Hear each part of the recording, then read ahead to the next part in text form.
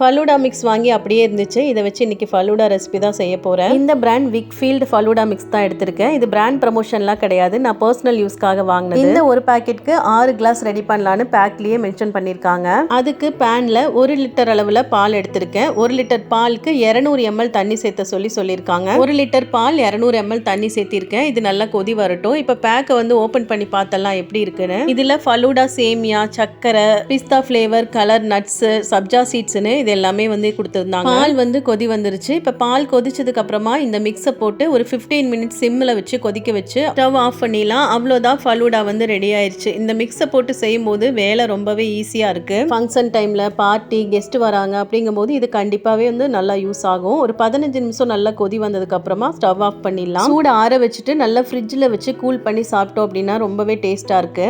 சட்டுன்னு ஒரு 10-15 நிமிஷத்துலேயே ஃபலூடா ரெடி பண்ணியாச்சு. இதில் இருக்கிற சேமியாலாம் வேகிறதுக்காக தான் ஒரு 15 நிமிஷம் டைம் கொடுத்துருக்காங்க. இதுக்கு அடிஷ்னலாக நம்ம ஐஸ்கிரீம், நட்ஸ் அப்படின்னு நமக்கு என்ன வேணுமோ அதெல்லாமே வந்து போட்டு சர்வ் பண்ணிக்கலாம். சூடு ஆறிட்டு ஃப்ரிட்ஜில் வச்சு சர்வ் பண்ணும்போது சாப்பிட்றதுக்கு சூப்பர் டேஸ்ட்டாக இருந்துச்சு. இன்ஸ்டால ஒரு சிஸ்டர் கேட்டிருந்தாங்க, ஃபலூடா ரெசிபி போடுங்க சிஸ்டர் அப்படின்னு சொல்லிட்டு. அவங்களுக்காக தான் நான் வந்து அப்லோட் பண்ணேன். ஃபைனலாக சில்லுன்னு கூலாக சர்வ் பண்ணியாச்சு. தேங்க்ஸ் ஃபார் வாட்சிங்.